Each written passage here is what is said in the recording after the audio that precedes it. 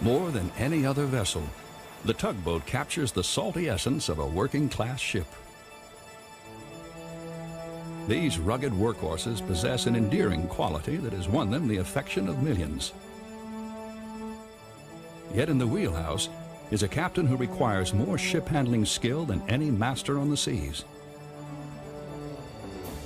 And the power a tug harnesses can push a ship more than 100 times her own weight. From the classic harbor tug to the powerful river towboat, tugs move the cargo that fuels the global economy. They and their close cousins, the fireboats, are among the cornerstones of the maritime world. And fireboats have taken part in some of the most dramatic incidents that have ever occurred in any port. But the tugboat has also enjoyed days of glory. One of the most heroic was during the attack that hurled America into World War II. Yet even before these dramatic events, tugs had already changed the very nature of shipping. With their sturdy design and the hard-working dedication of their crews, they helped propel the merchant trade from an era of sail and wood into the age of steam and steel.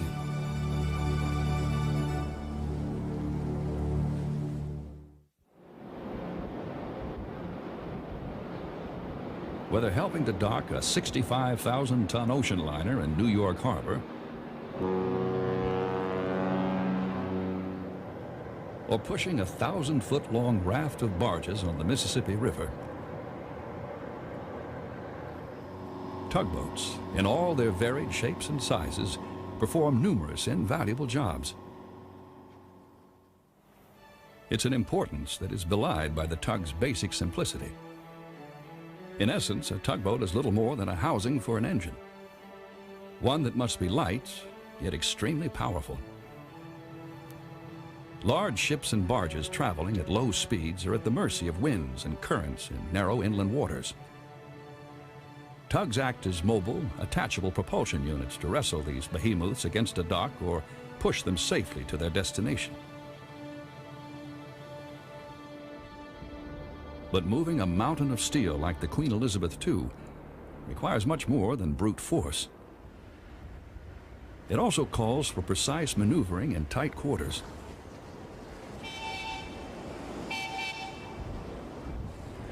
Applied with the skill of an experienced tugboat captain, it's the hardware inside a tug that gives it this unique combination of qualities. Most important part of the tugboat is probably its machinery, the engine, the propeller, the rudder. You know, they're very highly maneuverable tugboats. They have big rudders, and they turn in a very tight radius. The engines of a tugboat may generate anywhere from 800 horsepower for a small harbor tug to a formidable 22,000 horsepower for a large ocean-going model. But since it's designed to maximize its pushing power and maneuverability, a tugboat's high power does not necessarily translate into high speed. Tugs rarely run faster than a modest 13 knots. Of all the types of tugboats operating today, it's the burly little harbor tug that most closely captures the essence of these classic vessels. While they can perform several tasks, from pushing barges to towing ships in coastal areas, the main job of the harbor tug is to assist larger craft in maneuvering to and from their berths. A typical harbor tug weighs in the range of 100 to 500 tons and is anywhere from 50 to 140 feet in length.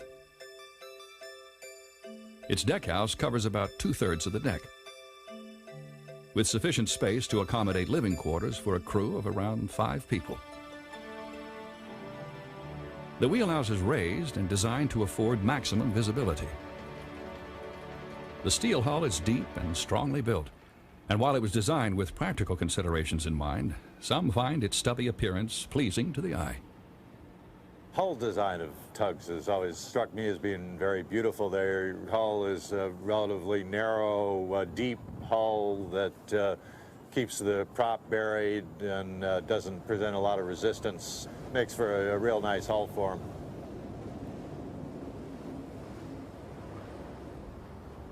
Although tugboats are essential to the operation of a modern port, they're a relatively recent addition to the maritime world. Seamen in the age of sail power had to find other ways to dock their ships. In many cases, they had done it earlier with men in rowboats, pulling on lines from the bows and sterns. But as ships got larger and as the payloads got larger, this was simply not able to be done. They needed tugs, they needed towboats, they needed something that would enable them to maneuver. By the early 1800s, steam power was being used with limited success on the water. One of the first commercial uses of steam, and the first ever tugboat, was the stern paddle wheeler Charlotte Dundas. She was built in Scotland on the River Clyde to replace horses as a means of towing on the Clyde and Forth Canal. Making her first voyage in March of 1803, she successfully towed 2 barges for 20 miles at a speed of 3 knots. However, this would also be her last voyage, as it was feared that the wash from her paddle wheel would erode the banks of the canal. But though the Charlotte Dundas was laid up to rot, the use of steam power in maritime applications was just beginning.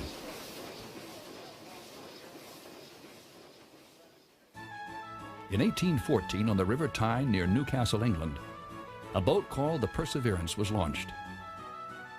Designed to carry passengers, she featured a wooden hull, a steam engine, and 2 side-mounted paddle wheels. But in her first 4 years of operation, the Perseverance failed to earn a profit transporting people and was sold. However, her new owner had a novel idea on how to make money from his investment. For a small fee, he offered to tow a sailing ship out of the busy coal port to sea. When the captain of the larger ship agreed to this unusual proposal, it inaugurated a new age in shipping. The steam tugboat was born, and for the remainder of the century and beyond, Tyneside shipbuilders became one of the major suppliers of steam-powered tugboats to the world. During this period, the tugs built on the Tyne River changed very little. The tugboat Appleton Hall, now moored near the San Francisco Maritime Museum, was built in 1914. Yet she looks remarkably similar to the Perseverance and her sister tugs of 90 years before. Her hull is made of iron instead of wood like the first Tyne River tugs, and her engines reflect the only significant change that occurred in the era of paddle wheel tugs. The first Tyne River tugs had a single engine that drove both paddle wheels, making them cumbersome to handle. But by the middle of the century, they were outfitted with 2 engines which independently operated each paddle wheel. This development greatly enhanced their agility, allowing the tugs to turn within their own length by running one paddle wheel forward while reversing the other. Side paddle wheel tugboats were common well into the 1930s, with some, such as the Appleton Hall, working as late as the 1960s. Their longevity was owed to their remarkable maneuverability and the fact that their engines were simple and dependable, with large cast iron components that were designed to last. They were not technologically advanced, but that's one reason why they did last so long. They were overbuilt, they were over-engineered. Everything was bigger, bigger was better, which is real common in steam engineering. In the second half of the 19th century, the use of tugboats expanded to ports around the globe. Their advantages were many. They made docking vessels less subject to the vagaries of wind and tide, and so helped to regularize shipping schedules. They also made harbors accessible to larger and larger ships, spurring the construction of bigger, iron-hulled, steam-powered vessels, and giant sailing ships called windjammers, which replaced the clippers as the largest sail-driven craft in the world. A typical cargo vessel of the 1830s would be maybe 300 tons. At the end of the sailing ship era, there were ships of 3,100 tons, so a tenfold increase in the size, and largely due to the availability of tugs. Even as paddle wheel tugs were being deployed with great success around the world, A concept was developing that would make paddle wheels obsolete.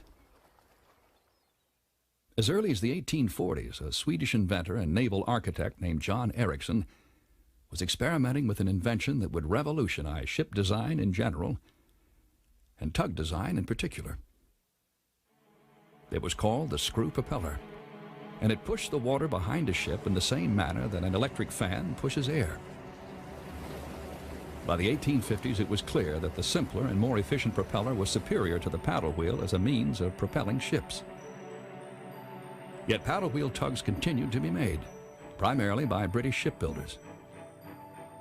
The British continued to build paddle tugs as late as the teens with the Appleton Hall, and they were used in part because they were highly maneuverable, and in part because they were well suited to shallow situations and calm waters, and in part because they were just conservative people and didn't like to change.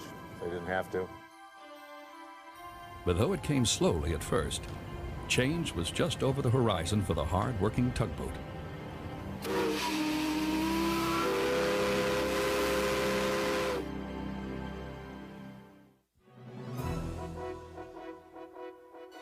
By the late 1800s, the stern-mounted screw propeller had begun to replace the paddle wheel as a means of propulsion, and the tugboat, as it now appears, soon emerged. Just as the Tyne River paddle wheel tugs saw very little change in their century of use, modern tugboats resemble their 19th century propeller-driven ancestors to an astonishing degree. An 1880s advancement in steam technology known as the reciprocating steam engine, coupled with the screw propeller, brought a significant increase in horsepower to the tug.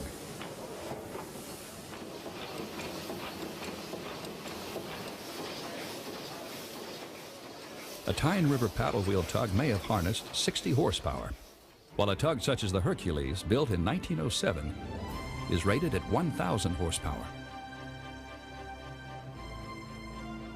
This vessel here was a standard coastwise coal hauling tug. Most of them would tow 4 schooner barges. These schooner barges were long tows. The tow was a mile behind them, and these things were getting out of hand. They lost a lot of them, and a lot of these tugs were lost also. This one is very fortunate she survived. But while steam-powered tugs like the Hercules were remarkably successful, they were not without their problems.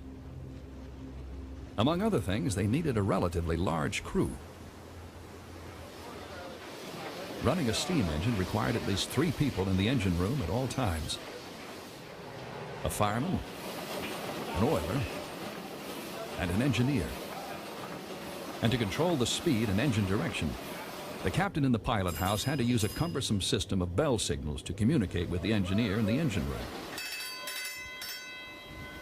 We still had these old engine order telegraphs on the steamboats where you had to ring the engineer and he'd turn her up like you wanted. And then if you've been running the boat slow, the boilers cool down, you have to wait a while to get full speed out of it as you build up steam.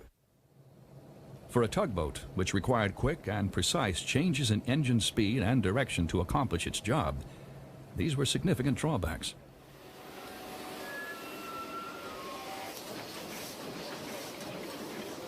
Many of these problems were solved with the introduction of the more easily operated diesel engine in the early 1900s. On a diesel boat, you control it. It's all right there at your hands, and the pilot has full control. He can go from full ahead to full astern really in just seconds. Yet any tugboat man who has spent time on a steam-powered tug is left with fond memories. Those old boats had a certain romance to them, you know. First thing, they were quiet. The old diesel boats are noisy, they bang and clatter and go on. The old steamboats are quiet and everything. But eventually, nostalgia gave way to practical considerations. Not only were diesel engines easier to operate, they were much more efficient at producing horsepower for their weight. By the 1930s, diesel power had become the preferred means of propulsion, though it was not unusual to find a steam tug still in service in the 1950s. After the Second World War, steam power was on its way out. boat by boat. It took 3 or 4 steam tugs to provide the same horsepower that one diesel tug would provide. You must have seen the pictures of New York Harbor with all those little steamboats pushing alongside the Queen Mary and the Normandy. You'd see 18 tugs on them. Today, those ships only use two big boats. Today, the tugs that ply our waters are generally of 4 types: small harbor and utility tugs, large harbor and coastal tugs, ocean-going and salvage tugs, and river towboats.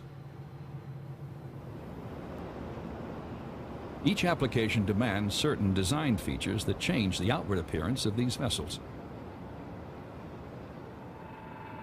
A small utility tug may work only during the day with a limited crew, and therefore has little need for more than a pilot house to protect her crew from inclement weather. The requirements of a river tug, on the other hand, lend these vessels the appearance of a floating hotel, with their live-aboard crews, shallow draft, and massive power. More commonly called towboats, they navigate the western rivers of North America. The cargoes that travel this network bring the industrial and agricultural products from the interior of the United States to the markets of the world. And the main artery in this network is the mighty Mississippi River. Though seemingly tranquil, the Mississippi can be treacherous. Due to swift currents, unpredictable shoals, and the massive size of the groups of barges that make up their tows, it requires a particular type of expertise to pilot a river towboat. These pilots out on these large tows do a remarkable job. When you consider many of these tows today are much larger in configuration than any ship in the world. The largest towboats on the Ohio and Mississippi rivers develop 10,500 horsepower. They are capable of pushing as many as 40 barges with a cargo capacity equal to 4 times the average ocean freighter. The barges are lashed tightly together, 5 long and up to 3 wide, to make up a single unit that is often 1,000 feet in length. The towboat itself may exceed 200 feet. For a captain, steering a unit this size is an immense challenge. You're 1,200 feet long and 240 feet wide. It does not go exactly where it's pointed. And you come down to a 600-foot wide bridge opening, and your tow is 240 feet wide, and the current is very swift. In conditions like this, one false move can send the barges careening into a bridge span. Though occasionally less powerful than the large river towboats, ocean-going tugs generate upwards of 9,000 horsepower from their engine rooms, with some exceeding 22,000 horsepower. Ranging between 125 to 250 feet in length, they are small ships in themselves, but with the capacity to tow any ship or floating structure anywhere at any time. Whether it be the delivery of drilling platforms to the offshore oil fields or salvage and rescue missions, these mighty tugs command the greatest respect. Nevertheless, it's the feisty harbor tug that remains the classic image of the tugboat. Overbuilt for strength, with fenders all around, these stout vessels engage in an occupation where some damage is inevitable, giving them a rugged, working-class mystique. And yet to captain one of these vessels requires the utmost skill. You can stand alongside a man and watch him handle the controls, and you think it's somewhat easy. And when you get the controls in your hands, you all of a sudden realize that there were a lot of things going through his mind that you never realized. I've always thought that the tugboat captains were the premier ship handlers in the world today. These fellows not only have to be able to handle a tug, they have to know all the waters in the harbor in which they sail. And that's the same whether it's New York or Jacksonville or Miami or Beaumont, Texas. A harbor tug captain may find himself engaged in a variety of towing operations in the course of a day. But perhaps more than any other type of tow, it is the job known as ship assist that is the most demanding. Helping a gigantic vessel like the Queen Elizabeth II in docking is a delicate and complex process. If anything goes wrong, both ship and tug can be seriously damaged. It's an assignment that requires the utmost from the captain and his tugboat.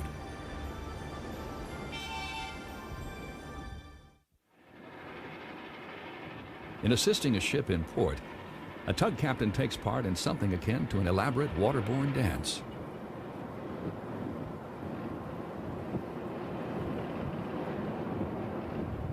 In New York and many other ports, the first step in the process begins at sea. As a ship approaches port, a marine pilot is transported to the vessel aboard a small pilot boat. While still miles outside the protected waters of the port, the sea pilot climbs a rope and wood ladder called the Jacob's Ladder to board the ship and ascend to the bridge. This sea pilot is intimately familiar with the local waterways and is hired by the ship's company to guide the ship safely from deep open ocean into the confines of the port. Marine pilots are amazing people. They climb aboard ships in the dark, in the daylight. They go up and they talk to captains who may be Croatian, Chinese, green, black, white, and they proceed about their job, which is advising the captain of the way into a particular port. Once it is safely inside the port, the ship is approached by one or more tugboats. The tug captains cautiously move their boats up to the moving wall of steel, while the larger vessel is still underway. They respond to the orders of the ship's pilot through communication by two-way radio. 201 Wedgewater, Queen Elizabeth II. 012. To a large extent, ships can maneuver on their own while underway in port. But when the waterway narrows and the ship slows, she may not be able to resist the effects of wind and current. The tugs assist in steering the larger vessel, and as the ship approaches the dock, they also help to slow her substantial momentum. To coordinate the maneuvering of the massive vessel into its berth, a docking pilot comes aboard. On the bridge, he relieves the sea pilot and begins docking procedures. 030. It's a process that can cause anxiety for everyone involved, but it is still the ship's captain who ultimately bears the responsibility. It's a funny thing. You stand next to this gentleman who climbs aboard your bridge, and 9 times out of 10 you can feel comfortable with him or not. You have to put the captain at ease and in a very short order make sure that he feels that he's in competent hands, because he takes the responsibility even though the pilot has the controls. One pilot that Captain Burton Hall of the Queen Elizabeth II has no doubts about is Captain Grover Sanchagrin of New York. Perhaps the most experienced docking pilot in the world, he has docked more than 40,000 ships in his career. I figured you had to slow down sooner or later if you're going to go into slip and flood tide. Yeah, well, try. At this most critical point, the ship's captain relies on the docking pilot's intimate knowledge of the harbor and especially with his mastery of the tools of his trade, the tugboats. All docking pilots are basic tugboat men. That's where we come from. We come from the ranks of tugboat captains. Because how can you orchestrate a tugboat show if you yourself are not a tugboat captain? They make the best pilots. The best pilots in this bay were ex-tugboatmen and always will be. You can't learn it out of a book. It don't work that way because every job is different. From the bridge wings, the docking pilot quickly assesses currents, tide, and wind conditions before setting his docking plan into motion.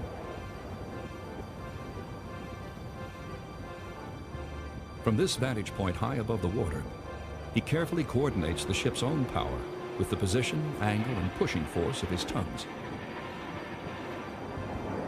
The tug captains acknowledge his radio commands with their whistles. In a process that requires an extraordinary degree of teamwork and excellent communication. It all looks routine when choreographed by a master like Sam Chagrin. There won't be another pilot like him. He's an immensely skilled person. When he docked this ship, he actually only used the engines once in the whole maneuver. He used the tugs, but he used the fact that it was slack water, and he used the momentum of the ship. But he just brought her alongside. No fuss, no bother. I've always enjoyed the challenge, and the more difficult the job, the better I liked it. It's really constant learning. I've never stopped learning. And the day that I do, I'm going to be afraid. The forces harnessed during ship assist work can be enormous. While secured to the ship by the tow bit, a tug can capsize if pulled by the ship's weight at the wrong angle. When the main towing line is under severe strain, a braking tow line can easily snap back and kill a deckhand. You've got to know the limitations of what you can do, what the line can do, and when to get yourself out of the way. I hear a line grunting and groaning, and I step back. Tugboating can be a rough and dangerous occupation. It's a danger that tugboat man Arthur Fournier knows only too well. The accident involved an empty tank barge. If sealed for long periods of time, the air inside a steel tank may be completely devoid of oxygen, posing a lethal trap. Captain Fournier's son, Billy, a skilled tugmaster in his own right, and a deckhand named Danny Govani, noticed a young man step inside a deadly tank barge. He passed out. Billy saw him. Billy went down after him. Danny saw Billy. Danny went down after him. Danny and Billy died, and the kid who went in the tank woke up 4 days later and said, "Where am I? Where's my wife?" Nothing wrong with him. Amazing. Sadly, the death or injury of a tugboat man is an all too common occurrence. But the dangers inherent in being on a tugboat are an unavoidable part of the job. Tugboats commonly find themselves near dockside hazards. For this reason, and because of the often combustible nature of cargoes that are carried by the ships a tug assists, most tugboats are equipped with auxiliary firefighting equipment. They are often the first line of defense during waterfront fires. But when dockside disasters occur, it is more often the close cousins of the tug known as the fireboat that answer the call.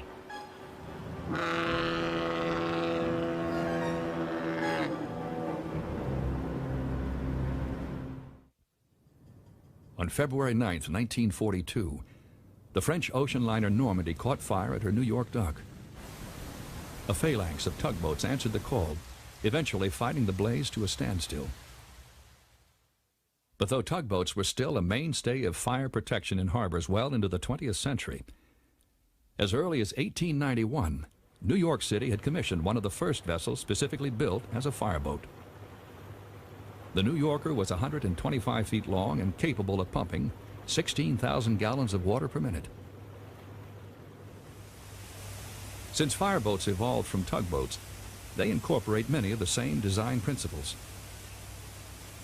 Both must be very maneuverable, and a fireboat, like a tug, is a housing for horsepower. But where a tug uses its power for propulsion, a fireboat uses it for pumping water.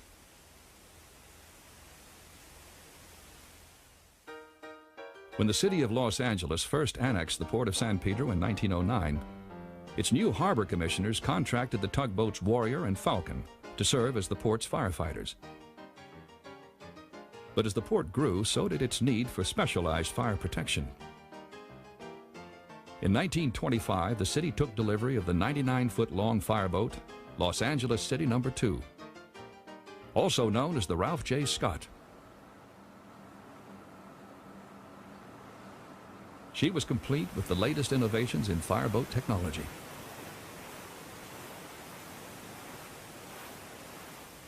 Fireboat No. 2 is different than many fireboats in that its development in 1925 was well ahead of its time.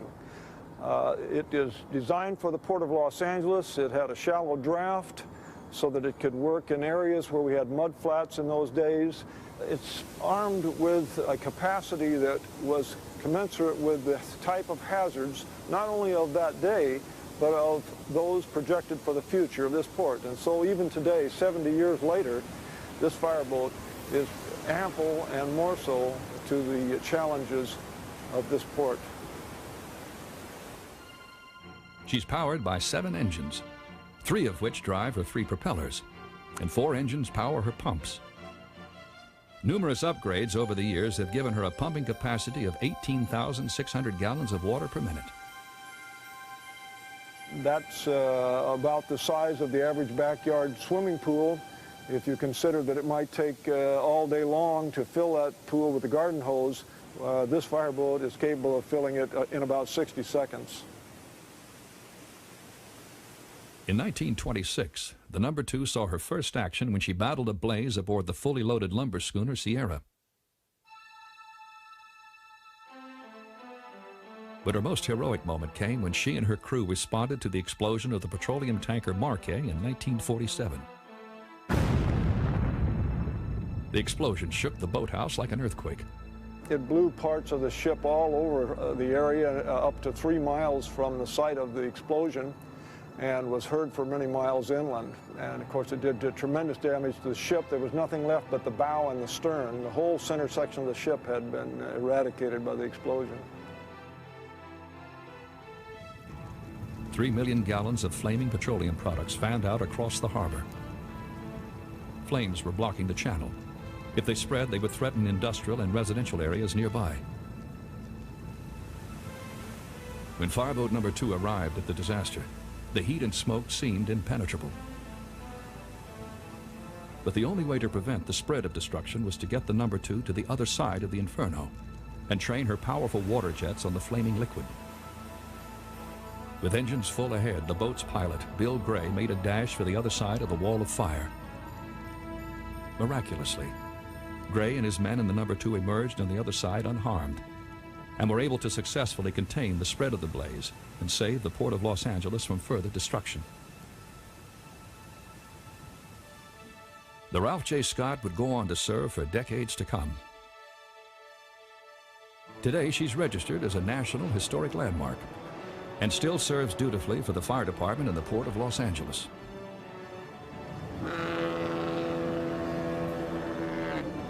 Some 350 miles north of the Ralph J. Scott is the port of Oakland, California. Until 1993, that port used as its fireboat a surplus Navy tugboat leased to the city after World War II. Yet her most heroic days were long before, when she was a common yard tug named the Hoga, at a place called Pearl Harbor. In 1941, the Hoga was assigned to assist ships and perform general harbor duties at the naval base at Pearl Harbor in Hawaii. In appearance, there was nothing extraordinary about the 100-foot tugboat. But on December 7th of that year, she would be called well beyond her normal duties. It was a Sunday, and the crew of the Hoga had the day off. Just before 8 in the morning, the sound of deafening explosions shattered the tranquil morning. Wave after wave of Japanese aircraft hurled bombs and torpedoes at the unsuspecting U.S. Pacific Fleet, half of which was moored in the harbor. For America, World War II had begun. Despite the fact that they lacked armament of any kind, the crew of the Hoga set out immediately into the raging battle with orders to assist ships in distress and pick up survivors. Hoga crew member Robert Mack MacArthur remembers seeing Japanese bombs score a direct hit on the battleship Arizona. And suddenly the whole vessel seemed to rise up a little out of the water and then slump back down in again. And she settled very rapidly after that. She never rolled, she just settled straight down onto her bottom. The explosion turned the Arizona into a flaming wreck. But the men of the Hoga continued to work throughout the chaos. All the while, the leadership of Tugmaster Joseph Nick McManus was tireless and unshakable.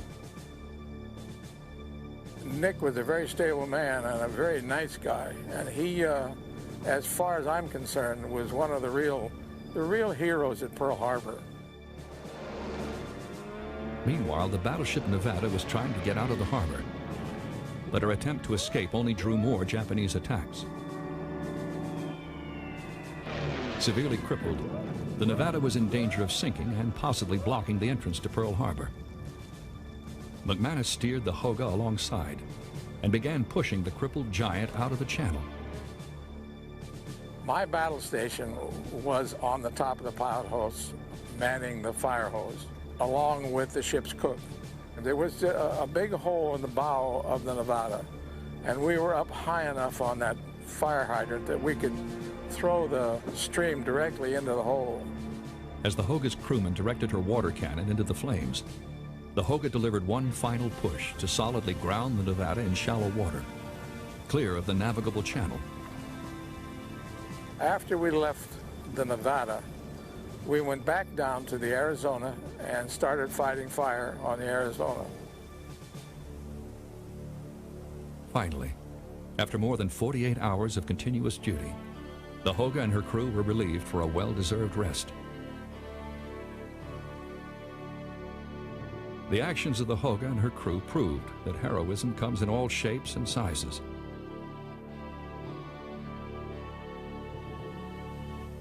The battleship Nevada was refloated and reconstructed to serve the remainder of the war, as were several other warships that were damaged or sunk.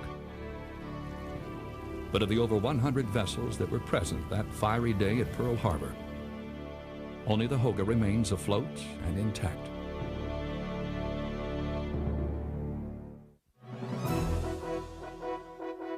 Tugboats have worked the waters of the world for the better part of 2 centuries. The traditions surrounding the tugboat have developed into a unique culture, a culture complete with its own methods of communication.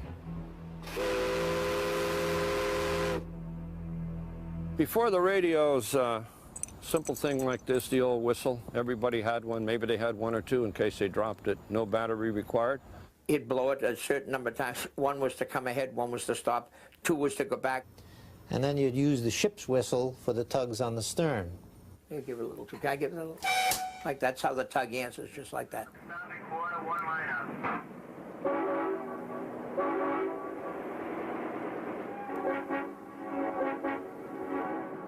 A system of hand signals was also used to visually communicate commands. This would be slow ahead into the ship. This would be half ahead. This is full speed. Bring her back to half. Full speed again. Stop her and then back her up. And then when he was done with the job, he would signify this ladder up. Bulletproof. Like all cultures, tugboating is a way of life that often passes from generation to generation. In the tugboat industry, especially the harbormen, a lot of them 2nd, 3rd, 4th generation. There's a lot of men who bring their sons into the business. Brian is already captain on the escort. The other boys have got the pushy. They are soon to be 13 and 15.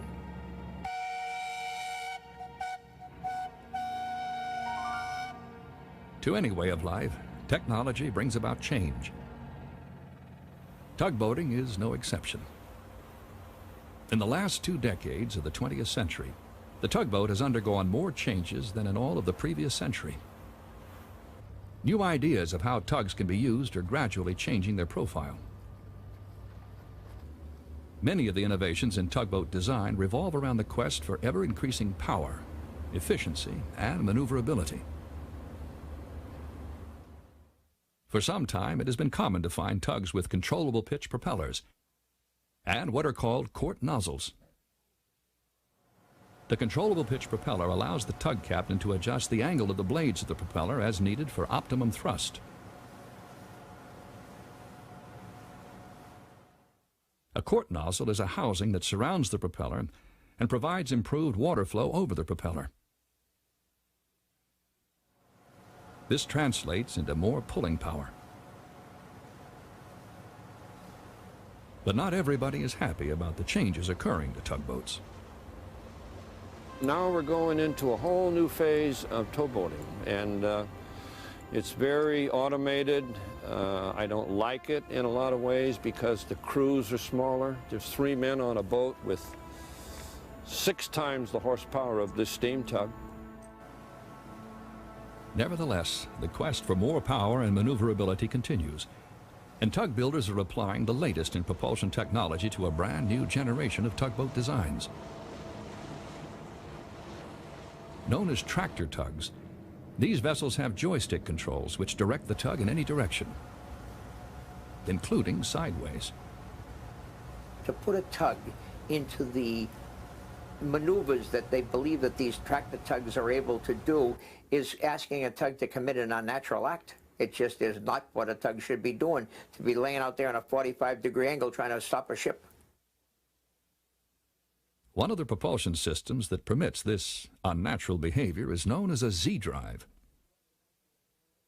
It's like an outboard motor drive.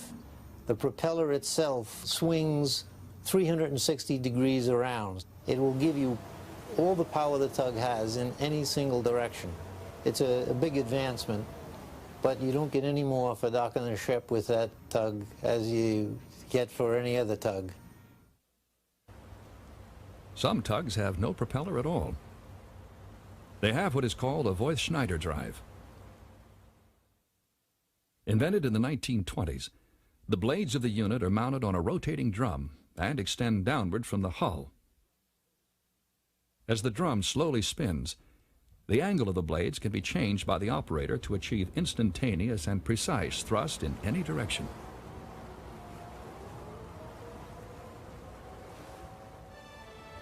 But although the technology of the modern tugboat has changed, its soul remains the same. The basic concept of a tugboat is as simple today as it ever was. It pushes and it pulls.